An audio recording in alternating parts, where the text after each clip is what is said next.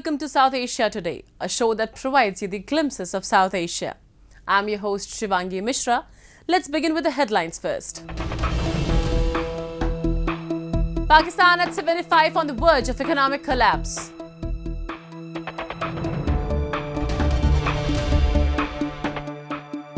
Teachers stage anti-government protests in Gilgit-Baltistan.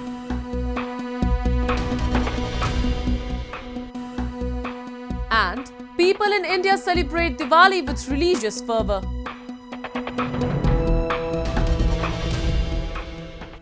Let's begin the show.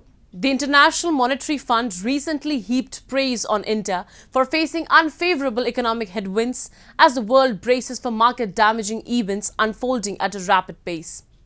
Let's dive deeper into India's economic story.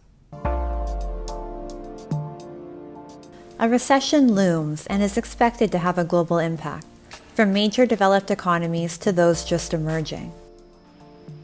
The annual conference of the International Monetary Fund and the World Bank featured many discussions about the state of the world economy. With the Russia-Ukraine crisis escalating to almost nuclear threats, oil prices spiking the world over, and general slowdown in consumption patterns, coupled with global high inflation, the mood was grim at this year's IMF meet, with fears of a recession looming large. However, amidst this gloom and doom, the IMF reserves special praise for India. India deserves to be called a bright spot on this otherwise darker horizon because it has been a fast-growing economy even during these difficult times, but most importantly, this growth is underpinned by structural reforms. India's path to a strong economic model to be emulated by the world has not been an easy one. Painstaking groundwork was implemented on a mission mode to make a large part of the population digitally compliant. The DBT, or Direct Benefit Transfer Scheme, which transfers government funds directly to beneficiaries without any interference from middlemen, also was a topic of praise by the IMF, calling it a logistical marvel. If I look at the case of India, it is actually quite impressive. In fact, just because of the sheer size of the country, it's a logistical marvel how these programs that seek to help people who are at low income levels reach literally hundreds of millions of people. In contrast to this success story of Digital India, we look at the German finance minister's recent comments when asked to conduct a similar exercise in his country. Prominent Twitter users were aghast that Germany had difficulty matching bank accounts with beneficiaries and that a process like India's DBT could take almost 18 months. One sector, however, that remains a worry for India is the dollar to rupee exchange rate. With the rupee breaching 82 rupees to a dollar, headlines across the Indian media landscape predict a doomsday scenario for the Indian rupee. However, if we dig a little deeper into the data behind the exchange rate fluctuation, we see that in 2022, the rupee depreciation has been a lot less than other Asian currencies, despite an increasing crude oil bill. Indian Finance Minister Nirmala Sitharaman reiterated this fact on her recent trip to Washington, D.C. Let's listen in. I think Indian rupee has performed much better than many other emerging market currencies. But I think the efforts are by the RBI more towards maintaining a certain, more towards seeing that there are not too much of volatility. It is not to intervene in the market to fix the value of rupee. According to the World Economic Outlook published by the International Monetary Fund, India is projected to surpass Germany to become the fourth largest economy by financial year 2027. It also says that India would expand faster than Japan by financial year 2028. political stability and attractiveness of the Indian economy as an investment destination for foreign multinationals can continue to drive structural flows into the country via foreign direct investment. This will further strengthen the country's strong economic foundation. While the world was still rebuilding from the COVID-19 pandemic and its aftershocks, India took a massive leap on the economic front when it recently surpassed the United Kingdom in terms of nominal GDP. Observers say that a tripartite foundation consisting of a resolute political will to make difficult decisions for the greater good, swift implementation of fiscal objectives, and a development strategy based on science and technology has yielded rich dividends for the country. As countries brace for economic headwinds, the Indian growth story continues to march on. As the IMF put it, India remains a bright spot in a dark horizon. Moving on. Pakistan is currently facing worst economic collapse due to political unrest in the country. The country was recently forced to plead for Western assistance in order to help over 30 million suffering citizens who were rendered homeless by unprecedented flooding. The country's international creditors are factoring in the potential of a default on a bond that is due in December, a little over 1 month from now, because the debt load alone is so heavy. A report. In its 75 years of existence, one would expect Pakistan to step out of the shadows of partition, embrace its demographic dividend, and chart a course for economic prosperity. However, the opposite has happened. Pakistan is currently facing one of its worst economic crises in its history. Pakistan was recently forced to plead for Western assistance in order to help over 30 million suffering citizens who were rendered homeless by unprecedented flooding. Due to years of economic mismanagement, Pakistan has been hanging off of a cliff, on the verge of financial default for months, despite making bailout commitments to the Paris Club, which are a group of developed countries that help defaulting nations with their loans, and to the International Monetary Fund. The country's new finance minister, Ishaq Dar, speaking in Washington, D.C. recently, said that he will seek the rescheduling of some 27 billion USD worth of non-Paris Club debt, largely owed to China, but will not pursue haircuts as part of any restructuring. It is hard to believe the new Pakistani finance minister's remarks, especially as he is also an accused in corruption cases in his own country. And the anger against him is palpable, even amongst the Pakistani diaspora living abroad, as was evident when videos of Ishaq Dar being heckled in Washington, D.C.'s Dulles Airport went viral. The progress so far after the meetings with the World Bank, IMF, and the bilaterals and also a roundtable on floods in Pakistan, our losses, our needs have been very, very positive. They have been very forthcoming. Both the multilateral donors as well as the bilateral friends and partners. At a time when global markets and geopolitics are racked with instability, Pakistan is facing a deflating economy and spiraling inflation. The country's international creditors are factoring in the potential of a default on a bond that is due in December, a little over 1 month from now, because the debt load alone is so heavy. For example, Moody's, the bond credit rating business, cut Pakistan's sovereign credit rating by 1 notch further into junk territory to CAA1 from B3, one of the weakest among sovereign nations. Moody's rating was followed by outlook downgrades in July by 2 other rating agencies, Fitch and S&P Global, both of whom flagged similar issues. Foreign exchange reserves at the State Bank of Pakistan stood at 7.9 billion USD. This amount would barely cover imports for 1 month in Pakistan. We will be moving forward to undertake the reforms, structural reforms, and do the needful so that we successfully complete the IMF program second time. Since the beginning of the year, the Pakistani rupee has lost 30% of its value, and as of October, the Pakistani rupee is at its lowest rate ever. The decline in currency is pushing up the cost of imports, borrowing, and debt servicing, and is in turn further exacerbating inflation, which is already at a multi-decade high of 27.3%. Another South Asian country, Sri Lanka, has defaulted on its debt, and the president and government were toppled in widespread protests caused by the economic crisis. Pakistan's leaders have not been able to improve the country's economic situation, and there are serious speculations that Pakistan may follow a similar fate to Sri Lanka. Now let's take a look at a few happenings in Asia in a segment called Asia Watch.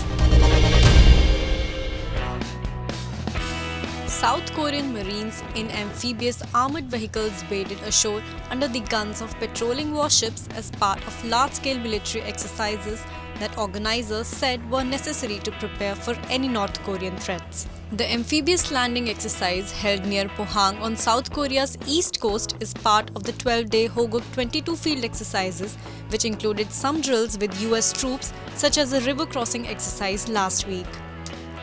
North Korea has condemned the drills for raising tensions and has test-fired rockets and artillery in response. The US, Japan and South Korea warned on Wednesday that an unparalleled scale of response would be warranted if North Korea conducts a seventh nuclear bomb test, which Washington and its allies believe Pyongyang could resume soon for the first time since 2017.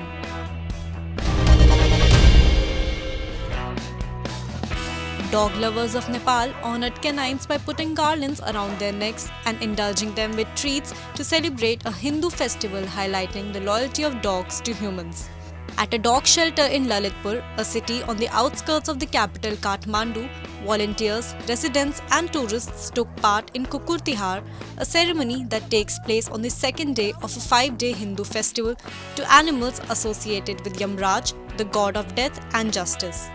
The tradition originates in Nepal, where street dogs are prevalent and dog welfare is struggling. In Nepal, dog welfare is receiving more widespread attention. There are an estimated 20,000 stray dogs in the Kathmandu Valley alone. Authorities in Pokhara has been microchipping canines, while the Kathmandu City Council has launched dog management campaigns to control the stray population.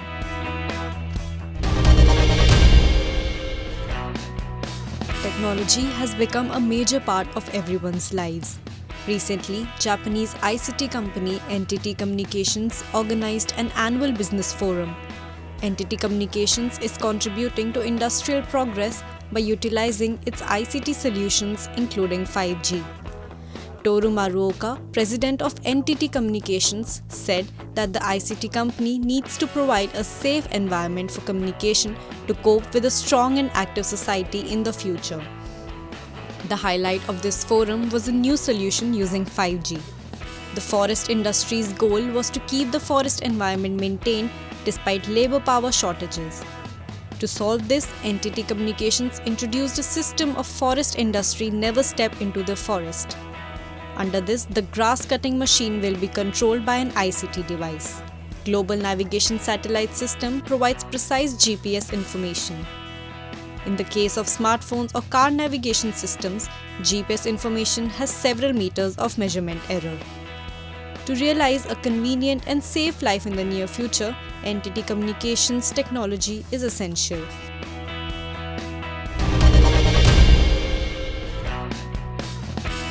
Panasonic introduces Edge-to-Kibo Field, a demonstrative experiment at the Kusatsu factory in Shiga Prefecture. 3 storage batteries, pure hydrogen fuel cell generators, and photovoltaic generators together can provide appropriate control and a stable supply of electricity. Panasonic says that it is the world's first demonstration to prove that 100% of the electricity consumed by a factory can be powered entirely by hydrogen from renewable sources. It also declared green impact to contribute to decreasing carbon dioxide emissions. By 2030, the carbon dioxide emissions of Panasonic business companies will be zero, and by 2050, it will decrease by 1% of the world's CO2 emissions. Panasonic is developing home appliances with the latest technology. In addition, it has been conducting research and development of home fuel cell, NA farm, and hydrogen technology. Many companies are now looking for solutions to achieve RE100, that is, a global initiative to 100% renewable electricity. Panasonic's one-stop solution aims for a global decrease in CO2 emissions. Let's move to Gilgit-Baltistan, a region under Pakistan's illegal occupation, where the people working in public and private sectors are fed up with the government policies. The teachers in the region are protesting over the failure to get timely promotions, and they have been demanding their rights by registering a protest. We have this report. These teachers should have been in their classrooms, but they are forced to protest due to the government's policies. Having been trying to get promotions even after meeting the eligibility criteria, the teacher said the prevalence of corruption and nepotism in the system, as well as a political intervention, is keeping them devoid of their rights. The teachers are complaining that Pakistan's Higher Education Commission is using tactics to delay their promotions. They keep promising, but nothing has been done, even after waiting for months. जैसे किसी भी government institution में ये होता है कि जब आप किसी को इंडक्शन देते हैं, ये बेसिक एम्प्लॉय राइट है कि आप उनको स्पेसिफिक एक टाइम के बाद उनकी प्रमोशन करें, ठीक है। तो जब आप यूनिवर्सिटी की बात करते हैं तो देखें आप यूनिवर्सिटी में बहुत से हमारे फैकल्टी ऐसी है, ऑल पाकिस्तान अगर हम बात करें 40,000 यूनिवर्सिटी में फैकल्टी ऐसी है जो एक ही स्केल में बैठी हुई है पिछले 15-20 सालों से, तकरीबन रिटायरमेंट के एज तक पहुंच चुके हैं, ठीक है। तो कोई रोड मैप नहीं है, कोई पॉलिसी नहीं है जिसमें प्रमोशन पॉलिसी होनी चाहिए। हमारा ये एहतजाज है कि बेसिक क्राइटेरिया जो हम मीट करके भी बहुत से हमारे फैकल्टी है इंतज़ार कर रही है, फिर भी हमें again and again selection board के सामने जाना पड़ रहा है। The authorities have given many deadlines to the teachers and conducted dozens of meetings to resolve the issue. The teachers from Gilgit-Baltistan have even protested at different cities and the press clubs across Pakistan to register their demand, but the government acts as deaf and dumb. Government institutions have spawned a culture where recruitment is made based on personal acquaintances and sectarian lines. Credentials are rarely taken into consideration when it comes to promoting someone. हमारा जो main जो मुतालिबा है वो ये है कि BPS faculty के लिए सर्विस स्ट्रक्चर नहीं होने की वजह से यहाँ जो मन पसंद लोगों को प्रमोट किया जा रहा है। यहाँ लोग पीएचडीज, हमारे टीचर बरादरी ने पीएचडीज भी किए हैं, रिसर्च भी प्रोफाइल भी है, हर लिहाज से तमाम रिक्वायरमेंट पूरे होने के बावजूद हमें टाइमली प्रमोट नहीं किया जाता है, जिसकी वजह से बहुत सारे टीचर्स ऐसे हैं जो 20-20 साल से पढ़ा रहे हैं और उनको उसी ग्रेड में बैठे हुए 18 में, कोई 19 में, 12-12, 15-15 साल से बैठे हुए। तो हमने जो मुतालिबात है इन रिटर्न हमने एचएससी में जमा कराए। Gilgit-Baltistan has a poor education infrastructure where lack of schools and teachers is common. If there are teachers in schools and colleges, they don't get timely promotions and facilities, which hampers the education. No matter how much solidarity Islamabad expresses with the people of illegally occupied Gilgit-Baltistan, the reality on the ground remains contrary to its claims.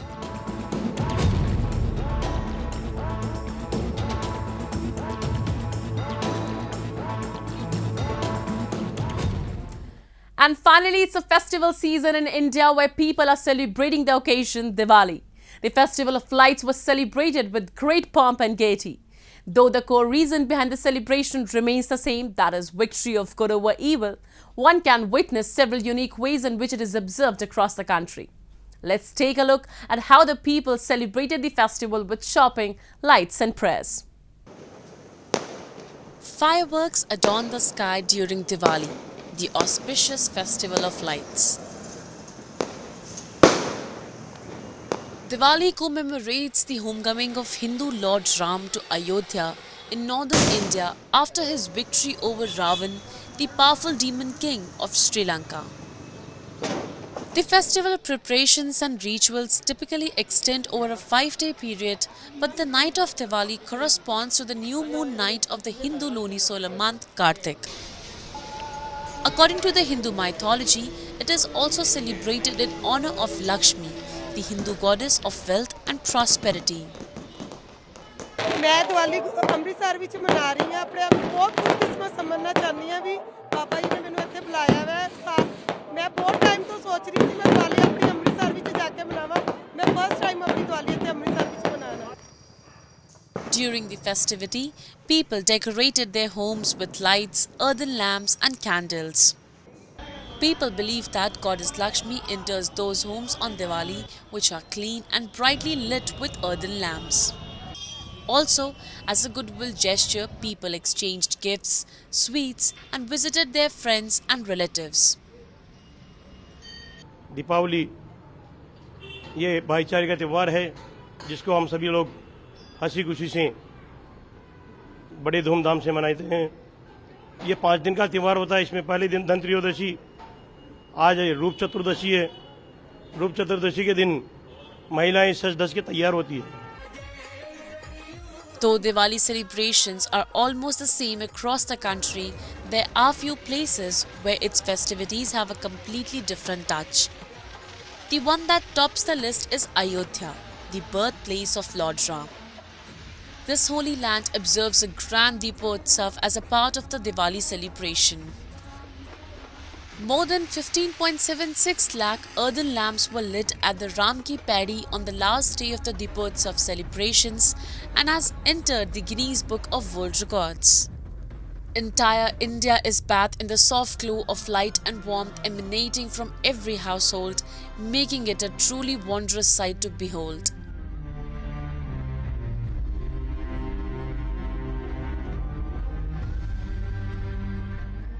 It's time for me to wrap up today's episode. We will be back next week at the same time. This is Shivangi Mishra, signing off on the behalf of the entire production team of South Asia Today.